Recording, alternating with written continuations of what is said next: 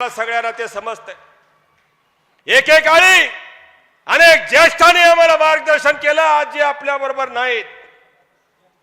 आमचे रामचंद्र आप्पा मंदूरचे, त्यांची आठवण आज निश्चितपणे होते की त्यांच्यासारख्या ज्येष्ठ माणसानं 95च्या काळामध्ये नाईक साहेबांच्या पाठीशी खंबीरपणे आपली ताकद उभी केली आणि म्हणून आज आपण इथवर मजल मारू शकलो।